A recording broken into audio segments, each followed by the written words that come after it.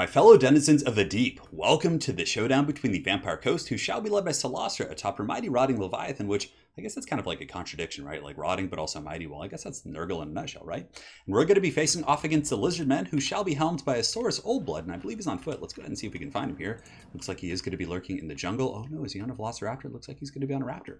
So as far as the build goes, we're very much going to be going for a Vampire Coast Blitz build. We're not going to be using guns. You can see there's no black spot, there's no cannons, which I typically do like quite a bit against the dinos, having a gun line, but in this case, we're just going to be going in balls deep, and I'm really trying to kind of diversify my playstyle with Vampire Coast. I got so stuck in my ways just using gun lines and really using Noctilus as kind of a crutch with his summons, and you know, the times are changing, so I'm trying out different builds to really kind of get an understanding of them in the metagame. So here in the front line, it's going to be all standard zombie-powered deckhand mobs. And there is kind of a case to be made for the halberds because they have higher melee defense. They're going to be better against the dinos, some of the riders, and large targets. But in this case, I was like, it's probably going to be mostly Saurus and Skinks. Most people against Vampire Coast tend to go super wide with infantry just so they can wrap around, get on top of your gun. So I figured the standard zombie pirate deckhand mobs would be an okay choice. So we're going to see how they do. On top of that, I got 2 Depth Guard, and Depth Guard are pretty solid in the front line, especially if they're saturated with zombies. They can beat down Saurus, they can beat down Skinks pretty damn bad. Granted, the new red crested Skinks certainly changed up the metagame quite a bit because they have decent, damage output. You can see 34 melee attack, 26 weapon strength, good AP values, and also poison, so they can put a bit of a hurt on Depth Guard. But nonetheless, Depth Guard also heal when they're in combat, so if they're not fighting something that's like super punchy, just getting in there doing a ton of burst damage, they can last a long time. Granted, this build, I'm not going to be using Invocation of Nehek, and arguably it would be a little bit stronger, but again, I want to really explore the lore of the deep and some of these other lores of magic and characters. You can see she's floating up here looking all thick and happy, but we're going to be using Fog of the Damned, which gives -8 leadership and -26 melee attack. This is actually a super good buff that I feel like it's really kind of overlooked because of how good Lore of Vampires is. But we're going to be trying out Fog of the Damned, and of course for you guys, I had to come in with Vangeist's Revenge. It's the coolest looking spell in the game. We're going to be trying it, and honestly, if we can't catch him in a blob, it can do some pretty good damage, but it's very expensive as well. But aside from that, we have the front line of deckhand mobs, like I said, 2 groups of Depth Guard, 2 Morgels as well, and Morgels are pretty solid. These guys are going to be able to kind of get their wacky inflatable arms and beat down Saurus and infantry, and like the Depth Guard, they do also heal themselves in combat. So if they're fighting against like a red crested Skinks or RCS, I'm trying to think of like an acronym so I don't have to say that like full name every time. Whatever, we'll just call them red crested Skinks. But yeah, they should be able to grind through those guys pretty efficiently. They can deal with Saurus. They probably would struggle pretty badly against Temple Guard, but for the most part, they're going to be good against a very wide army. And again, you have to kind of think, what is your opponent typically going to bring against Vampire Coast, and then you can kind of build around that. On top of that, we're going to be going pretty hog wild with the Gallows Giant, the Necrofex Colossus. So I haven't really tried this guy out too much in this matchup, but I just wanted to see how he does. So we're going to be trying him and yeah, seeing if he can spit roast some of these Skinks. We do also have some animated Hulk, so I didn't have too much money left, but these guys have decent AP, 110 weapon strength. Their stats are just pretty haggard, but nonetheless, they did get a buff recently, I believe, to their armor, their melee attack, and some other stuff I can't quite remember. So we're going to be trying out these thick boys and seeing how they perform. So very much an experimental build, but I certainly think it has some pretty good potential. Last but not least, we do have a couple Hounds, and having Hounds is just, for battlefield control, is so useful. Let's say I break off some elite troops, or I break a Bastillodon, which Frail Bastillodons don't really have the best leadership. I mean, I guess they have 73 right now, but I think their base is in the 60s. So if I'm able to break a dinosaur, or if I want to rear charge something just to hit its leadership, or if there are chameleon Skinks and annoying troops kind of poking my army, it's very useful to have these scurvy dogs and these other type of hound units. And now for my opponent's army, very solid stuff. It's super wide, and he has a ton of AP in the front line. So my Depth Guard were certainly shaking in their boots at the sight of this red crested Skink horde here. But it looks like that's going to be the entire front line. In reserve, he does have a couple cohorts with Javelins. 2 of the Feral Bastillodons, who will also be quite good against my Depth Guard there in the front line. So pretty cool little army here. And in the back, he does have the Saurus Oldblood. I believe he has another Bastillodon, so he has 2 of those bad boys. A Skink with Beast, so he's going to have the Curse, which is going to be lowering melee attack in the front line. So Fog of the Damned plus that Curse. Well, that kind of just like tripped me out. Is his eye following my mouse? Wait. No, I don't think it is. I thought his eye was following my mouse. I was like, that's going to be super trippy. But he can also summon Manscores, which is quite powerful. So aside from that, let's see what else he's got. A bunch of infantry, and he does also have 4 groups of Coldwind Riders. So not going for the anti-large variant, just going to be going for the standard combat guy. And these guys have 31, 26, 50. I mean, they'll be okay against large targets, but again, they have good AP. So against Depth Guard style play and just getting into the back line and mulching infantry, these guys are going to be much better than the Spear Riders. So very cool build for sure. He's got a couple Skinks on the flanks, and that is pretty much it. It looks like the same thing on the other side. So on that note, guys, let us get the show on the road and see how it goes. So here we're going to be roasting some of the Skinks with the Colossus. It was a little bit of a weird delay. I feel like his flamethrower is still a little bit bugged, but nonetheless, we are able to roast some of these guys. We take out 6 models, but he's going to be closing the distance pretty quick, and I believe, yeah, he like pulls back at the last second. Very strange stuff there from those attacks.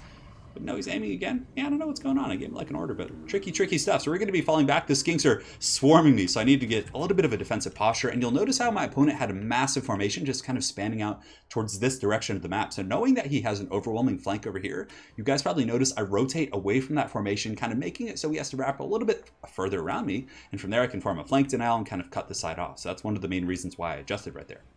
In the meantime, I pull my hounds back. The scurvy dogs didn't really have any opportunities. I kind of assessed his army. I was like, there's nothing out there I can really get. So we're going to be pulling the scurvy dogs back to the formation, and the main fighting is going to be underway. So the deckhand mobs are going to be fighting the red-crested skinks, and the skinks will, of course, win this in a very grindy fight because of their poison. Like I said, pretty good damage stats here. But the Morgul's are going to be coming in to pimp slap some of these little guys, and they're pretty much designed to kill these type of infantry. The red-crested skinks are going to be getting hammered pretty bad. Other Morgul's will be coming in. Depth Guard have engaged as well, and the Rotting Leviathan is going to be piling in with Solastra atop it. Hopefully able to do some damage, but pretty good engagement right here. I thought the Gallows Giant could take a beating a little bit better, but the Saurus Old Blood and the Bastiladon and all these cav units were able to do some pretty good damage. And also the little skink buddies have good AP value, so they're able to kind of mulch right there. In the meantime, the dogs are going to be falling back, just looking for an opportunity, but you can see here the Fog of the Damned is going to be going down, a huge debuff, lowering the melee attack of the skinks to almost 0. They're actually at 7. A lot of these heroic units in the Feral Bastiladon are also going to be pretty close to 0 melee attack. It's going to be quite good, and a Vangeist Revenge coming down, so we're just getting wild right out of the gates here. I don't know how good it's going to be. Let's go ahead and watch. It has pretty good value against the skinks, but even still, for 16 Winds of Magic, I feel like it didn't really do much damage against the Coldwind Riders at all. Maybe he did pull them back, and the radius is very small now. But we were able to get some value against infantry, but for 16 Winds of Magic, I mean, that spell, as fun as it is, I just don't think it's very good. But Fog of the Damned has been pretty strong. So you can see there's just a massive dino onslaught, just Coldwind Riders everywhere, just piling in here, just trying to grind it out. And Solastra Direfin is taking a little bit of damage from the Saurus Old Blood himself because he is an anti-large character, I believe. No, he's actually not, but he has really good AP and good stats all around, so it's not going to be too much of an issue. So I do pull back the Depth Guard right here out of the main formation. And those Vampire Berserkers are going to be starting into engage this flank. He's kind of putting on here. So hopefully they'll be able to kind of grind this one out. And as far as the damage they've taken, I was really kind of like, at this point I was missing Invocation in the heck. I was like, oh, it's such a juicy blob. Invocation would be so good here. But nonetheless, the Depth Guard aren't in bad shape, and they have the support of a couple Morgul's here, which is going to put some hurt. And Solastra is going to be dropping the summon of the Damned Knight. Those Damned Knights errant here in the back, and these guys are going to be charging into the skinks. Of course, they do cause terror, so they could potentially terror out some of these guys, but at the very least, it's a distraction Carnifex. My opponent is going to be sending troops back here to deal with it, and it looks like he is going to be dropping another curse in the front line. So a beautiful curse for my opponent is going to be just slapping the base, slapping everything right here. That melee attack is going to be getting lowered, but we're still holding out, and I do respond with Fog of the Damned, so neither of our armies really have much melee attack. I think Fog of the Damned is a slightly better ability simply because it does lower leadership, so in a close fight, it's very important. And now I think it's time for some slow-mos of the Gallows Giant. So the Gallows Giant here is just going to be just marauding through the front line, and he's actually been able to sustain. He did take a beating initially, but for the most part, he's been able to kind of come back in here. And these aren't Coldwind Spear Riders, plus they've been just getting tagged with Fog of the Damned the entire time, so their melee attack has been like 5, and yeah, just very low this entire time. Solastra is doing okay, but she's actually taking a bit of work right here. You can see the Saurus Old Blood has just been on the hunt, and he's not on foot, so he has a little bit better mass than a Foot Lord. He's able to kind of chase me down, so the crowd is going to be trying to go, but my forces are getting very thin here. The bounce power is actually very even. I have the zombie powered deckhand mobs who are in okay shape. These Morgul's unfortunately are taking a bit of a beating, but the Depth Guard are really just MVPs. They're just chewing through hordes and hordes of units. We got 64 kills here in these Depth Guard. So Depth Guard are paying for themselves. Over here we do have the Hulks. So the animated Hulks have just been in Mortal Kombat with the Bastiladon.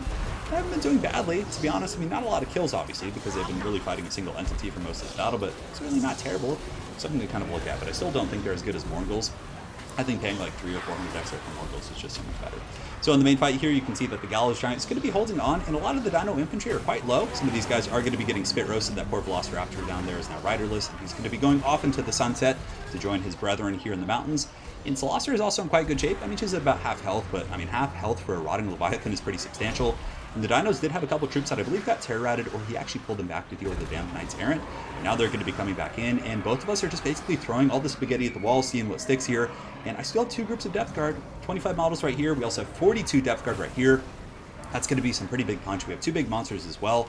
And my opponent does have another Manticore, though. The Manticore is going to be able to do some okay damage against Solastra here, so it is going to be jumping in. And yes, Manticores don't have the best AP, but nonetheless, 445, I mean, even like half of that or a third of that is still some pretty good punch.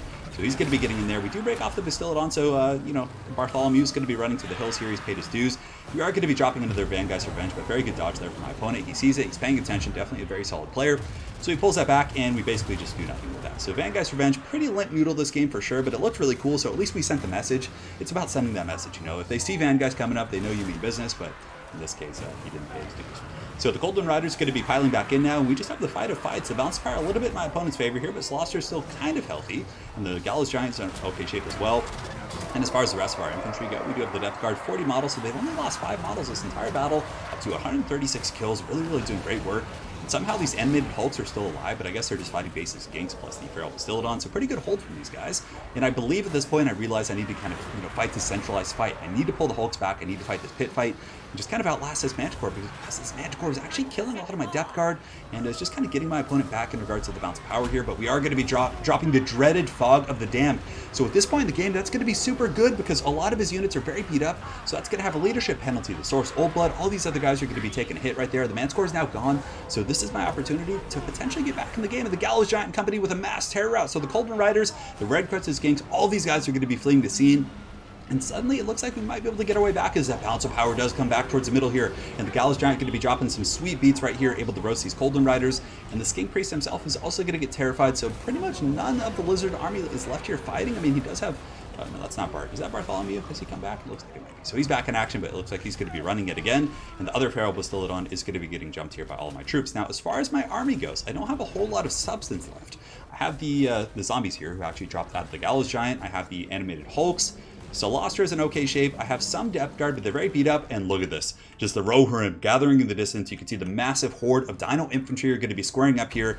And we're going to have a final fight on our hands, but as they do come back, the Bounce Power does kind of normalize a little bit and goes back in the opponent, back in my opponent's favor, I should say.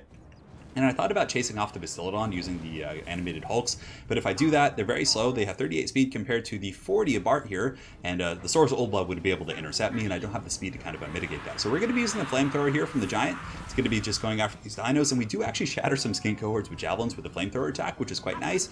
And now the final fight's underway. So the Skinks and all these guys are going to be coming in here. Source Old Blood thinking about jumping in. Is he going to be going for it? Maybe he'll get a little bit of damage, but I am going to be pulling back to my Hulks and my other supporting elements. And this is the fight of fights. So all of the vampires are going to be piling in. We got these crab people here. Apparently it says they're like made from ogres. Like they have something to do with like ogres, or I don't know, until like ogre flesh or something. But anyways, the final fight, what a glorious shot. You can see the Gallows Giant's going to be dropping flamethrowers. Solostra up there just dancing and singing, entertaining the crowd. He should have been, oh no, go roasting the other way. He just decides to roast that one skink instead of going into the crowd here.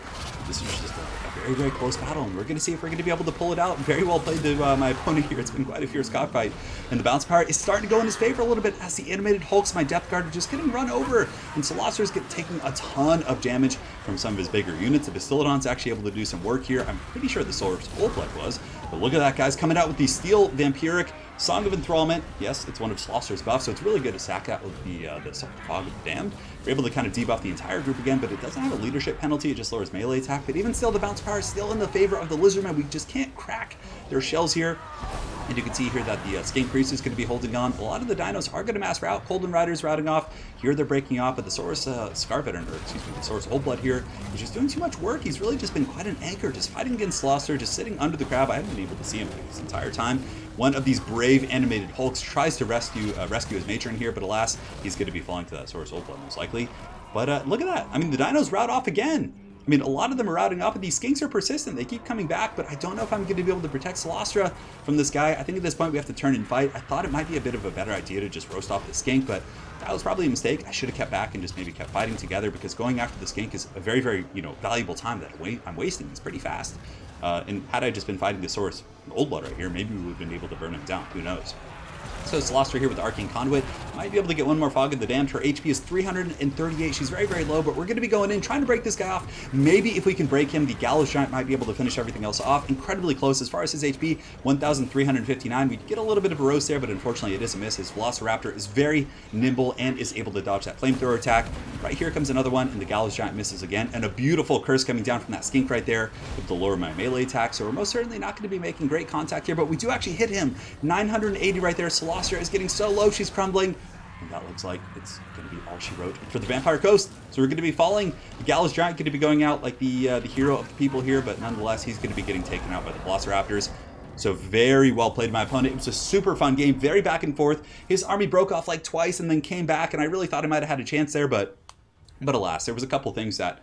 So it was a very experimental build, and I think that had we had Invocation of Mehek, we probably would have been fine. Just getting that massive healing and all these single entities and big targets, it's just too much.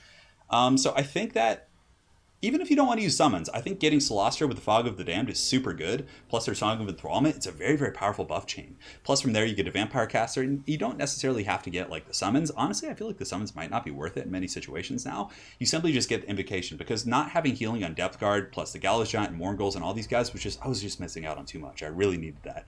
But nonetheless, I mean, it almost worked for sure, but Vangeist was a massive waste. I mean, it maybe got like a couple kills on it, but it was pretty useless to be fair. So I think cutting Vangeist Revenge, we've tried it in a couple games, and even if you get that perfect shot, I found that Vangeist isn't that devastating compared to like a Winds of Death or some of those other very expensive wind spells. So I don't know, something to think about for sure.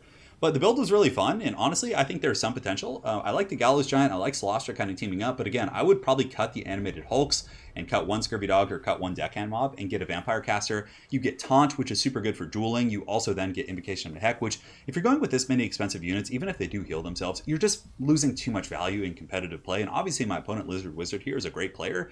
So, against folks like that, I think you really have to bring, Lore of Vampires, or maybe not. Maybe you just get Fog of the Damned and then get some of the other spells from Lore of the Deep, like some of the wind spells or things like that. But Vangeist Revenge is just not very good. I think it's just, was something that just cost me a lot in that game. So very well played to my opponent, Lizard Wizard. Hopefully you guys enjoyed that showdown between the Vampire Coast and the Lizardmen. Definitely one of the most fun games I've had in quite some time. He certainly gave me the business here with his massive Skink and Bastillodon and Colden Rider Horde. It was a great little build there. I liked it quite a bit. So again, guys, we'll see you soon, and thanks again for watching.